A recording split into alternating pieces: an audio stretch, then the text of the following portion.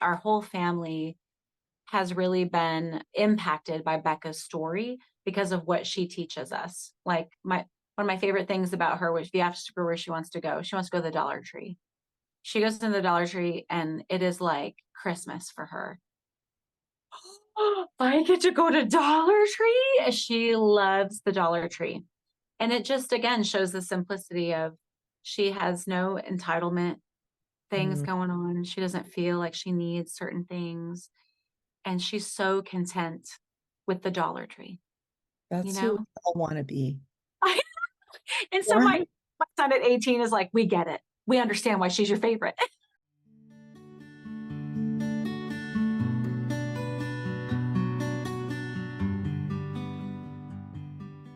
Welcome back to Mother's Guide Through Autism podcast. I'm Bridget Shipman, and I'm your host. Today, I'm speaking with Nicole DeWard.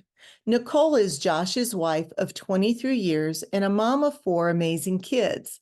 She started Rise Coffee and Tea in 2020 for those like her daughter, Bekah, who has Down syndrome. She wanted to create a safe work environment for adults with special needs and to give them a bigger stage to shine their light. By 2023, Rise turned into a nonprofit coffee shop, and Nicole took on the role of executive director. She also started a day program called Bloom, Work, and Play, located next to Rise in October of 2023. When she's not working on fundraising and sharing about Rise in the community, she is found training clients or practicing nutrition therapy at her wellness studio next door called Shine. Nicole enjoys spending her time learning about new holistic health methods, playing with her 2 puppies, or watching rom-com movies and traveling. Welcome back to Mother's Guide Through Autism podcast. And I am going to be talking to this wonderful woman that I met through a common book that we both share our stories in Superheroes on the Spectrum. Nicole, welcome to Mother's Guide Through Autism. Thank you so much. I'm just honored to be here today. Yeah, and so we were, of course, visiting before I hit the record button, and we have a lot in common. But the reason we're doing this is because of the commonality in reference to us both having children that are living with ASD. Mhm. And I'd like to begin with your personal story because you have such a powerful story. Absolutely. Well, one of the things I had shared earlier as we were discussing was that I found myself so I got married when I was 19. And by the time I was 25, I had 4 children. And so my husband and I made quick things. And what no one really anticipates that. Like we didn't get married and thought, oh, we're going to have 4 kids really early. Although I really knew that I wanted to be a stay-at-home mom. So I had gone to school for a little bit, really wasn't my thing. And so when I was 21 years old and they came in our room and said, your daughter has your daughter has Down syndrome. And I'm like, excuse me, what? But I'm young. It's exactly like, but I think you have the wrong room. And they're like, no, ma'am. And kind of went through things. And so it was this big shock because when you're young, you think only older women have Mm. kids with Down syndrome. And that is not the case. And so over the last 22 years, I've met a lot of parents who are young like us. And Bekah has just been a joy, as all children are, but really has her story in living in a different kind of world and just her perspective on life, her simplicity, her joy has just really infected everyone that she comes in contact with. And so when her brother, Jacob, was born, Bekah was 18 months old. And we thought that Jacob was just trailing Bekah because she really wasn't imitating because she was so delayed. And then come to find out when he, I think was 18 months, they told us that he was on the autism spectrum. And we're like, wow, okay. Now we have one with Down syndrome and one with autism. And what are we doing? And so what do you do but have another child so that when he was 18 months, I had Jordan. And then we saw his development was so different than the other two. We're like, oh, you're a new parent. You're not really sure how things are supposed to work out. Exactly. Yeah, exactly. And so we knew that we would like to have 4 children. That kind of was in our mind, like, well, we want to have another baby and have a girl. Like we really want to have a girl so that she could be an example to Rebecca. And as our doctors were really encouraging us to not have our own biological children due to some complications that were had in the delivery room, but we both had a heart for adoption. And so we started looking into adoption, thinking it would take 2 years. And as God has his way of having things, his way and not really in our timing, when Jordan was 3 weeks old, we met a 5-year-old little girl named April, and she is now our 24-year-old daughter. And so she became the oldest and so we had 4 kids under 5 when I was 20. I guess it was when I was 24, because I turned 25 that September. So crazy turn of events with having 4 children and in all different types of ways. But being a parent of somebody that we have, being an adoptive parent, and then also having kids with neuro differences, and then having what is, I guess, considered neurotypical, but I think the jury's still out if any of us are neurotypical in my book. But it's just been an interesting life. And so I find that when what I found was being with my kids and raising them and being at home, I really wanted to step into how do I take care of me so that I can take care of them. So I did grow up in an obese home and found my mom was always trying to take care of herself and thought, I don't want to be in that same boat and have my kids growing up with an unhealthy parent. And so when I was 27, I became a personal trainer and now have been doing that for a long time, and added to the list of I'm a nutritional therapist and health coach, and I own a wellness center. And then we opened a coffee shop 4 years ago. So that's a little bit more to kind of the story of as things were evolving. I'm like, there's got to be something for Rebecca to do. Jacob was actually doing great. He kind of went through some interesting times during middle school, but then when we actually pulled him off medication and went the whole natural route, as I learned more in the alternative wellness arena. And so he hasn't been on medication since he was in 8th grade, and now has his own apartment, and works a full-time job and is thriving in life.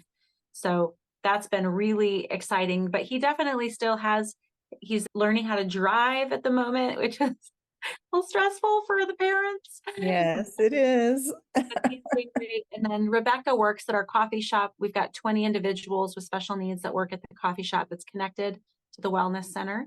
We opened that the week COVID hit. And so that's been a journey, wearing a lot of hats. I feel like I have all these passions and don't necessarily feel like I do any of them really well. Because when, you only have so much time in the day, but I just have a lot of really great people who do a lot of great work that take these ideas and passions and run with them. And so for that, I'm super grateful. Well, it does sound like you're planting like tons of beautiful work. You're planting the seeds and Yes. letting others help water them and grow them. And what a great thing you're doing. I want to, because I read your chapter in Superheroes on the Spectrum.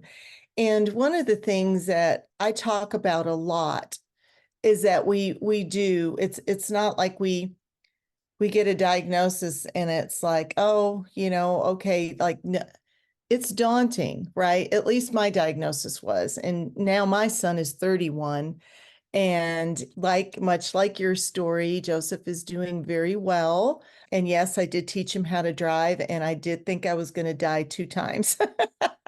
So just so you know that, yeah, I'm with you there.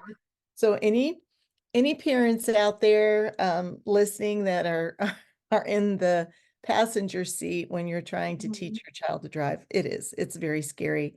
But what were your initial reactions? Like, as I reflect now and as I'm coaching moms and supporting parents on their own journeys, What were some of your initial thoughts and fears when you first got that diagnosis? Mhm. I I guess I would say that with Down syndrome, there was typically, at least in the hospital, they kind of went through the myriad of issues that typically happen with people with Down syndrome that were possible. And so Mm. when Rebecca didn't present any of those issues, like she's been sick the least in our entire family. So no health problems, no digestive problems, nothing.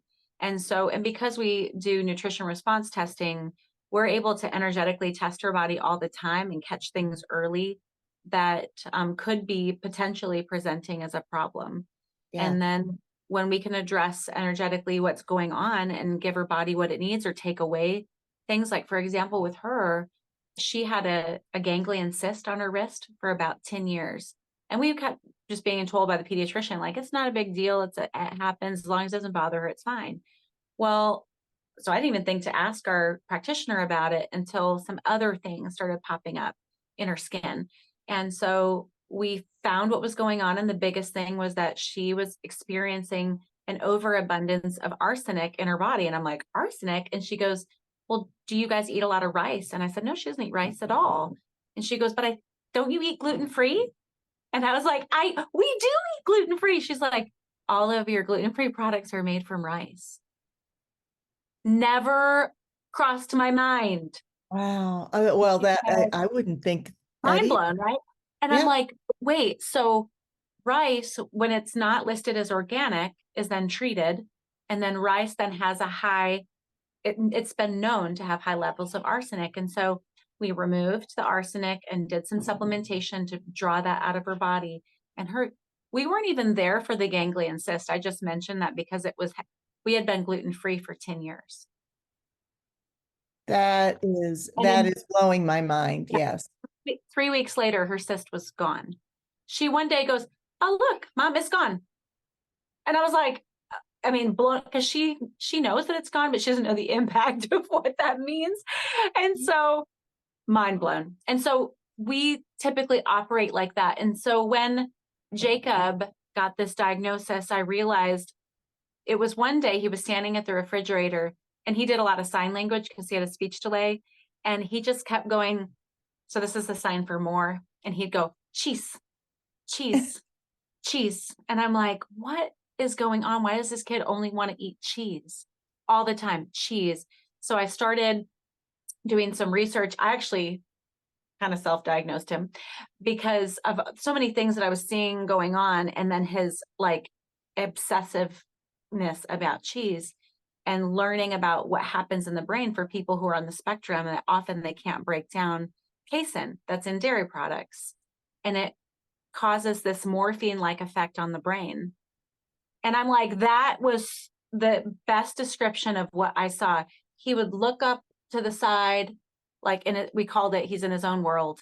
He'd come up in his own world and then talk to his hand with all kinds of stimming. And I'm like, so my fear was more in, how is Jacob going to ever be in our world? Yes. How can we go in his world? Because Mhm. no one's allowed. That's his own space. And so we were in Myrtle Beach one year on vacation, and I put him to bed and had this, every mom has their kind of moment. Mhm. And I remember he was looking off to the side and doing his dika dika dika thing that makes all the sounds with his, he was probably like 6. And I was like, Jacob, can you look at me in the eyes? Jacob. And I was trying to kiss him goodnight, and he just kept doing his little stimming. And it was this like heartbreaking moment of, I don't know if you're ever going to be in my world. Yeah. And was crying, like, right, like while I'm trying to put him to bed, I start crying. And he looked at me and just started laughing. And it just felt like he didn't, I don't think he knew what he was laughing at, but it was another of this feeling of, I don't know that you're ever going to be with me. Yeah. And so I think with autism, the brain works so differently. And there are things that cause it to work even more differently because of the way the body is designed, that trigger those types of things. And Mhm. so I think there's so much that we aren't aware of still. One thing that's really prevalent in my world that a lot of parents don't know is about the impact that red dye has on people with autism. And Mhm. so even just removing red dye causes, we started a day program for our friends in October, and one of our boys was coming and lots of anxiety, he is on the spectrum, picking Mhm. his hair, lots of shaking, lots Mhm. of outbursts. And so we saw that he was always putting the squeezy stuff in his water. So like Mio or Powerade or some sort of zzz, and it was always red.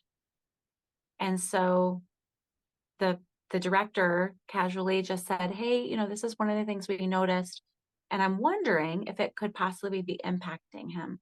And within days, he was 100 times better. Mom took it away, and mom said, no one's ever told me that.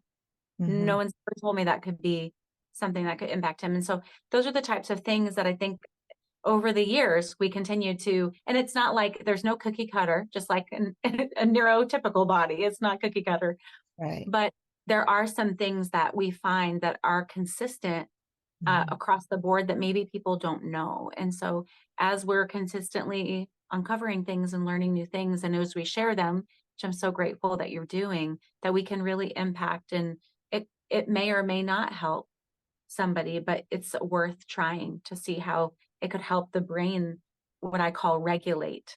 So Yeah. in dysregulation, there's a lot of behaviors and um, where the brain just feels very distracted. And Mhm. so the focus comes when there's regulation.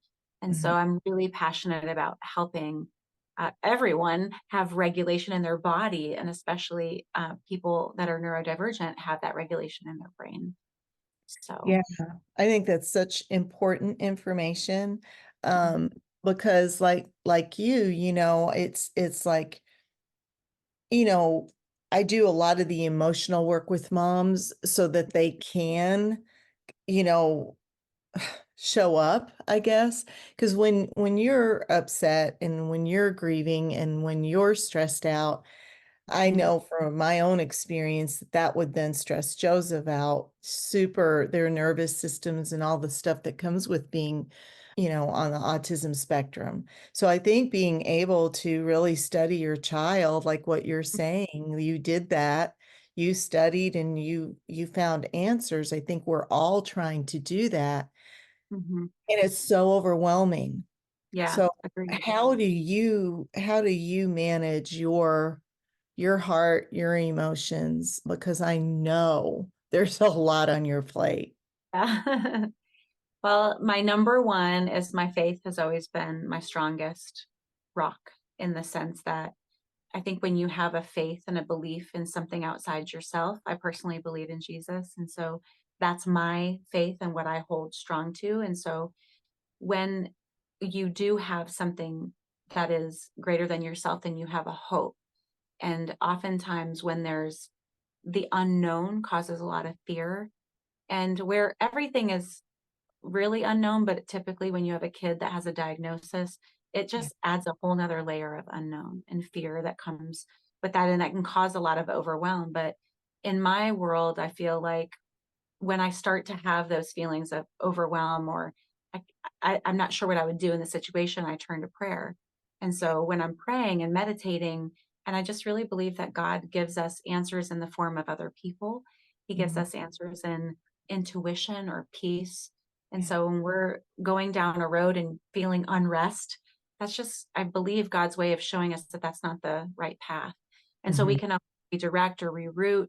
And Yeah. so being on that path, I wouldn't consistently go down a road that I felt unrest, right, or Yeah. confusion, because I know that is one of the ways that I feel directed. And so Mhm. living a life on the rock, I remember growing up, there was always this song that talked about that you can either build your house on the sand or you can build it on the rock. And when you're building it on the rock, you have this firm foundation. There's something having sure footing, Yeah. no matter what's going on in your life. And I've had, outside of my kids, a lot that's happened, a lot of death and a lot of tragedy happen in my world. And so without having that sure footing, my life would be a wreck Mhm. because of what's going on. I wouldn't ever be able to, I think we spend a lot of time trying to make sense of what's Yes. going on, or why did this happen to me? Or all the parents say, well, God knew what he was doing when he gave you two kids with special needs. I'm like, don't think it works that way. I believe God gives us children and then we parent them and we steward this gift, whether they have special needs or they don't. Yeah. And so I think that for me, that's my number one. I think number two, self-care is huge. Taking Mhm. care of yourself, balancing your blood sugar, exercising, and having time for yourself. When you're a parent, you can get really overwhelmed just by life. And the tyranny of the urgent is always the thing going on. And then Mhm. we tend to not take time for ourselves.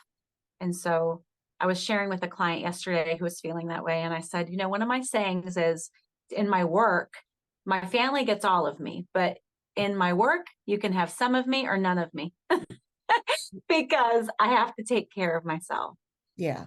myself and my family. And so I think in the terms we kind of feel like we get overrun by the things of the world. And then there's going to be none of us because we'll just not do any of it. So I it's love okay that. to have some, Yeah. right? Some of me or none of me. Like it's okay. Yeah, I love that because so many of the moms I coach are in that place where it just doesn't seem possible. Hmm. Like, I don't have any help. I don't know.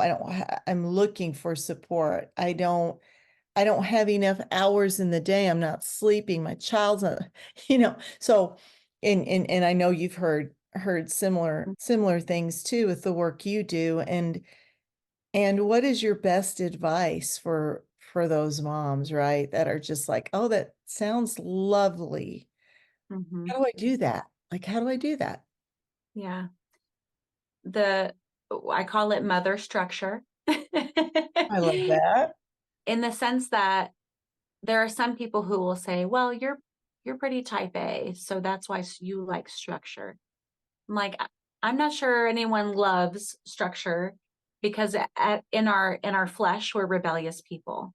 And so Right. we always want to rebel against what we should be doing, right? And so we all have a tendency towards that. Are there some of us that really thrive in structure because we feel productive? Yes. So I can get that. In the sense of I believe that everyone operates best in structure, especially kids that are neurodivergent, because of the way that their brains are already having to make up for what's going on in their bodies and in their brains. Having structure, what they can count on with consistency and routine, is just paramount. And so when we as parents can live in structure, then our children can see the example versus putting our kids in structure and us not doing it ourselves. And so there's That- there's inconsistency, a dissonance that happens when you're trying to have your kid, well, if they have autism, they need this, but then you don't operate that way. And so Mhm. what I have found the most, and I learned this with Rebekah, is my youngest son would call it mimicating. So it's imitating and mimicking together. It's called mimicating. I love that new word. So are you mimicating me? He is so cute. He is still cute at 18, but he was so cute. Mimicating.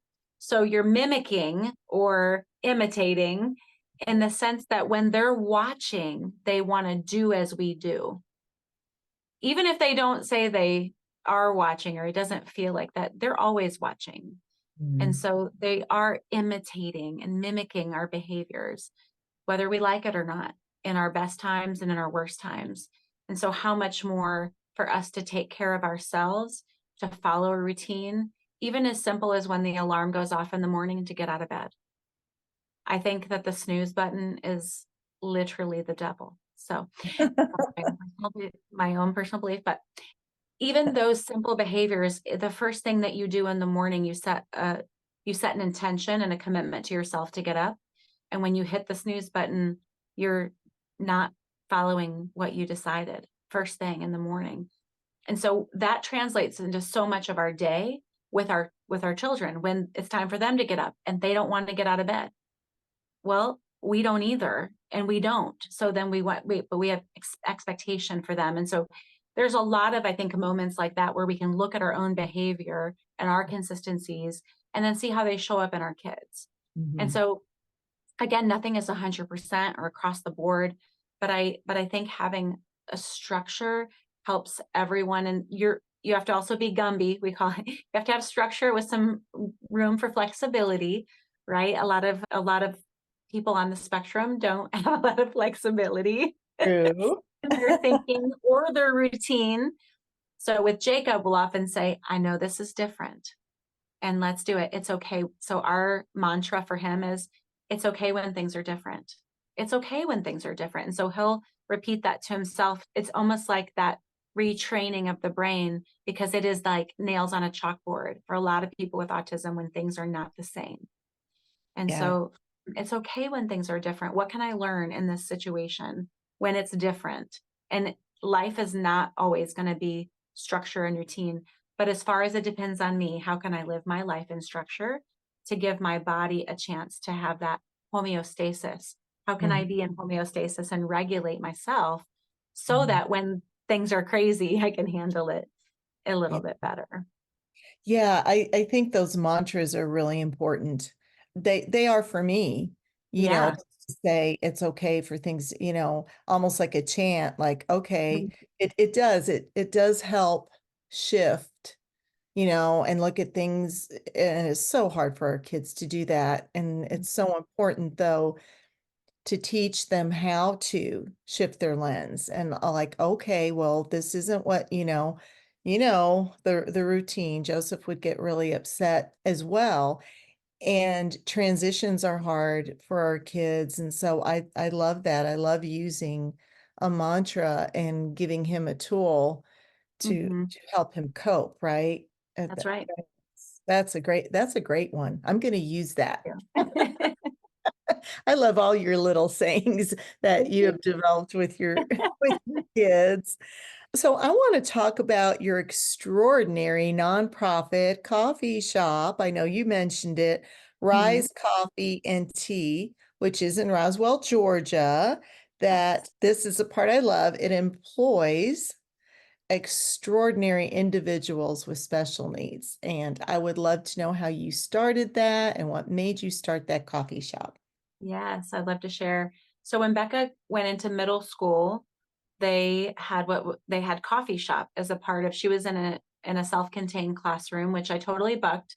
I really wanted her to be an inclusion all the way through. And in second grade, they were like, Mrs. DeWard, like, we get your desires. However, your daughter is not thriving in this environment. And she was falling asleep on the bus, just completely checked out when she got home. And so when she went into a self-contained classroom, she began to thrive. And so I will say, for parents out there who are really have their own way that they would like their kids to go, I do think there's a healthy amount of trust that we can give to our educators as Mhm. well, when they have our kids' best interests in mind, and then really having that dialogue in the IEP around what's happening at home, what are we seeing, and then if they're spending most of their day at school, what kind of environment does it need to be for them to have the best opportunity to thrive? And so she was in a self-contained class and went into middle school, and they started coffee shop. And so sixth grade, seventh grade, she did coffee shop, which went into the high school at ninth grade. Then her first hour of the day was in an actual coffee shop in the high school. So it's a very normal thing here. I don't know if it's like that everywhere, but there's coffee shop for people with special needs. It's a great way to learn life skills and money handling and customer service. And thought, where does she get to do this when she's done with high school? Can she take these coffee shop skills somewhere else? Who's hiring people with special needs? Well, it brought me back to when I opened my wellness center, and I've always been an entrepreneur, but never really wanted to have like the operations side. I just wanted to serve people. And I remember when we took our first lease back in 2013, we were painting one of the rooms, and I was looking at the Keurig coffee maker. And I said to my husband, well, I guess this is as close as we're getting to our coffee shop. And it was interesting because I had I had grown up, I was spiritually mentored in a coffee shop. I met with my spiritual mom when I was growing up in a coffee shop every week, and just really have always had a love for sitting across the table from somebody. I worked in a restaurant from the time I was 14 till like 27, 28. And so I love that industry. And when you realize you're opening a wellness center, that's really not a coffee shop. So, okay, we're not going to do that. And then many years in, I remember feeling like I'm crazy. I think I'm supposed to open a coffee shop. I just felt like God was really putting that on my heart, that it was, and it was not leaving. But for 4 years, I continued to be disobedient and felt that I didn't have margin to open a coffee shop with everything else I had going on. And yet in that, I wasn't trusting that he would provide what I would need to do it. And so when I relented, finally started talking to people about it and thought, surely other people will say, you're crazy. This is not what you should be doing. Do you see your life? So I started sharing with people, hey, I think I'm supposed to open a coffee shop to employ people with special needs. Oh my gosh, that's the best idea. Of course you need to do that. Every single person. And I'm like, oh my gosh, I'm supposed to do this. So we started looking for a new space, lots of God stories about how all the space came to be. And we took the lease in December of 19, and we did renovation on 6,300 square feet, health department, certificate of occupancy, all the things. March 14 of 2020, we moved into the space from the first space. To then that Monday, I still remember one client opening the door going, I don't think I'm supposed to be here. And we're all like, we don't know if anybody's supposed to be outside. And that was the week that COVID just shut the world down.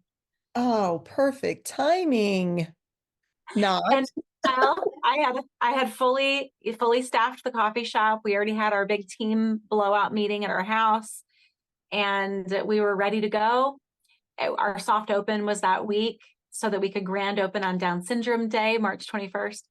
And literally, like, the world was shut down for months. So from that 3 years, we operated as a for-profit company.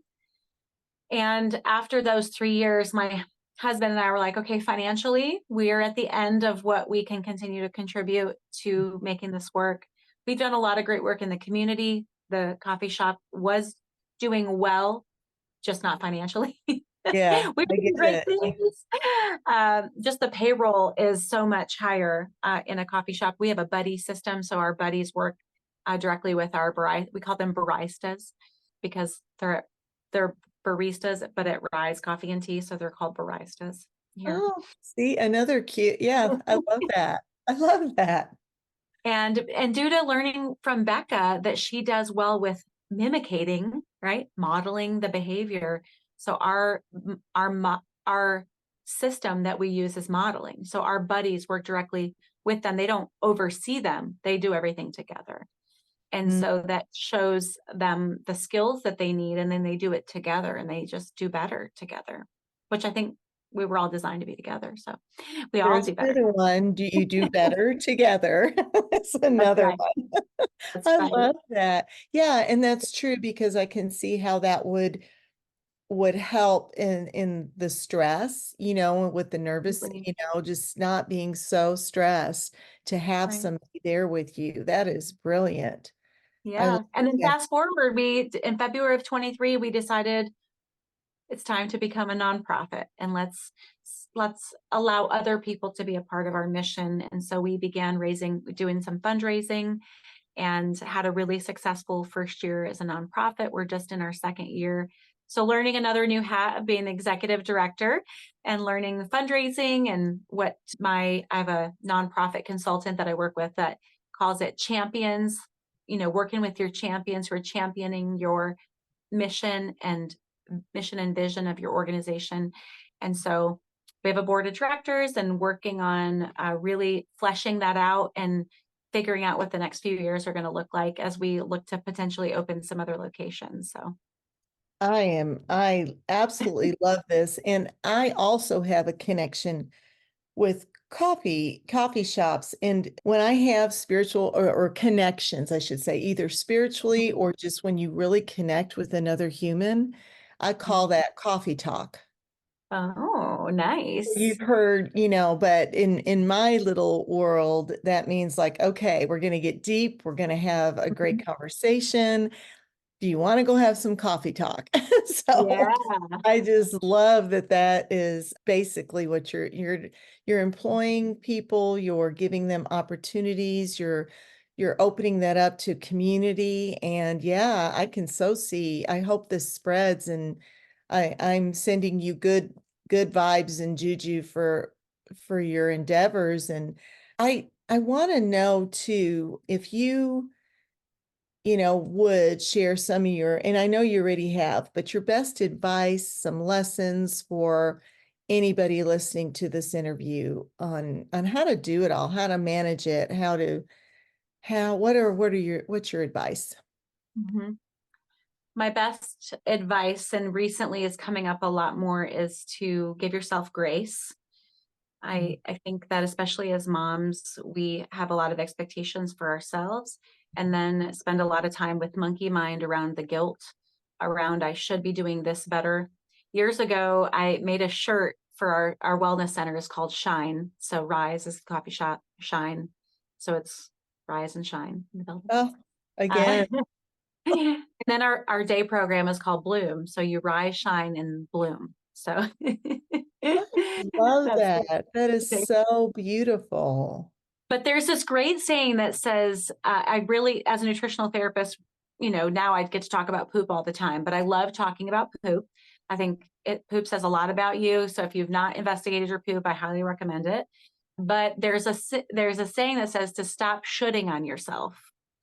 And the poop emoji is so fun. And so I made shirts that have the poop emoji on them that says stop shooting on yourself. Well, they wouldn't let my kids wear that to school because they said it was implying a swear word. Oh, yes. I'm Yes. like, come on, this is funny, people. Okay, but shooting on yourself. I should do this. I should do that. I should have done it this way. And so when we heap all that guilt and shoulding on ourselves, we've got to stop that.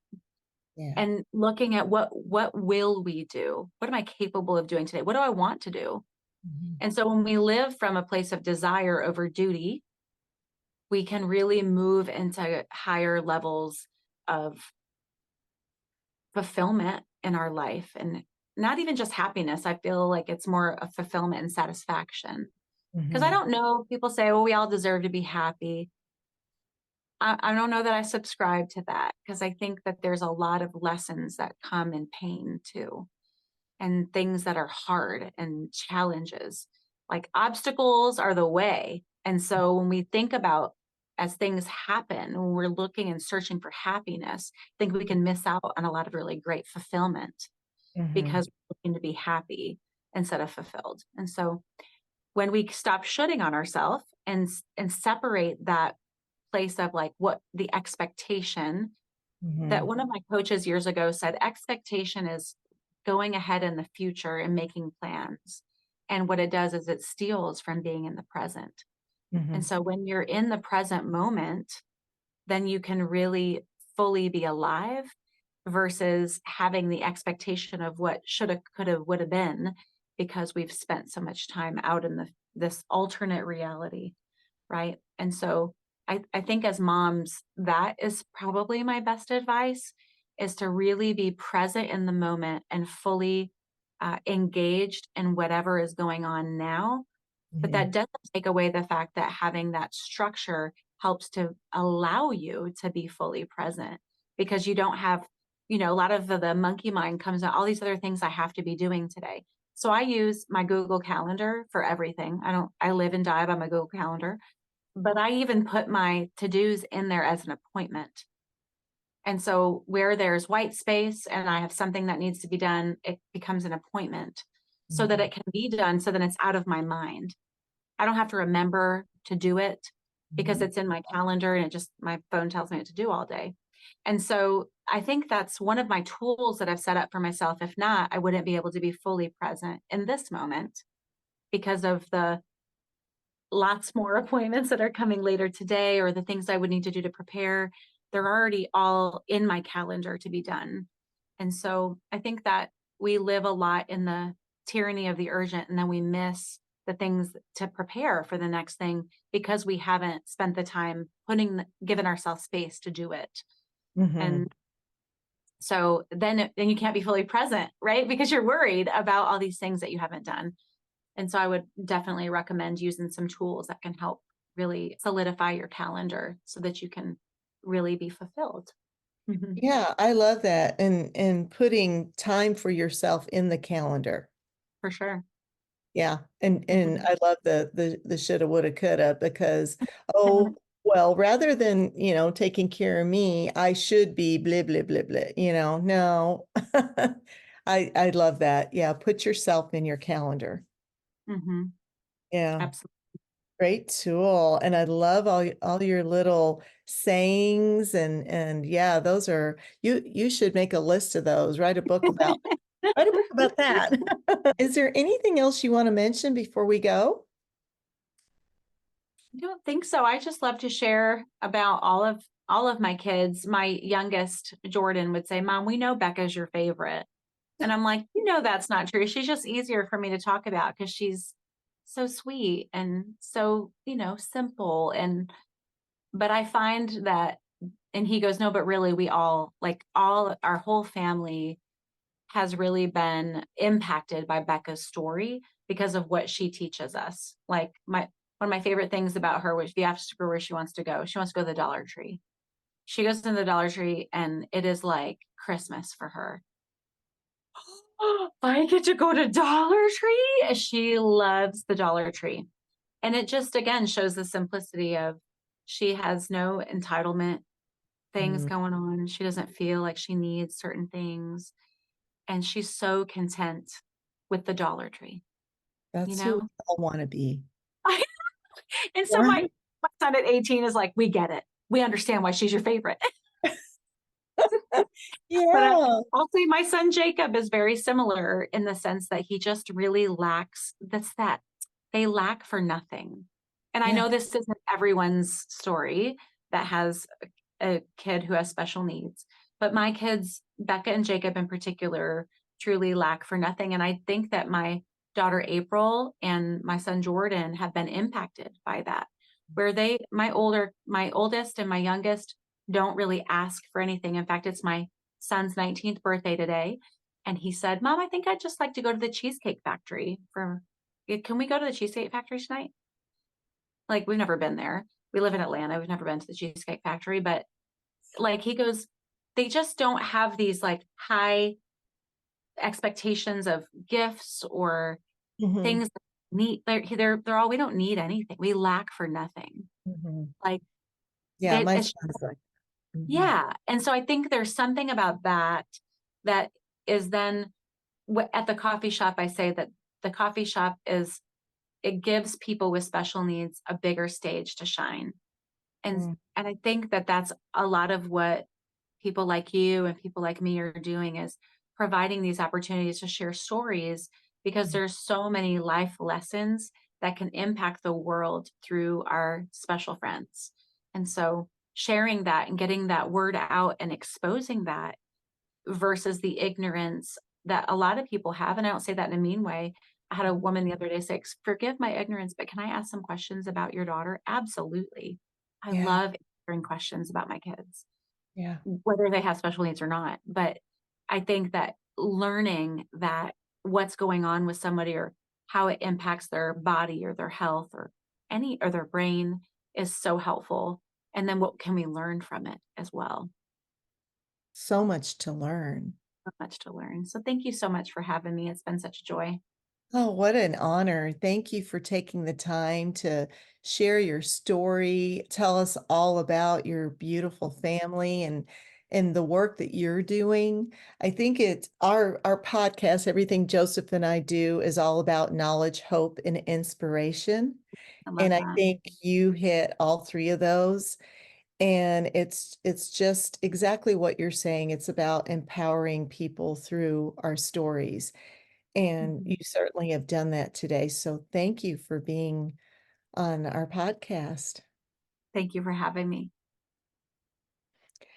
Well, if you enjoyed this episode, which I'm sure you did, please like and subscribe to our YouTube channel and help Joseph and I get the word out about knowledge, hope, and inspiration and how we can all support each other. And I'll see you in the next episode.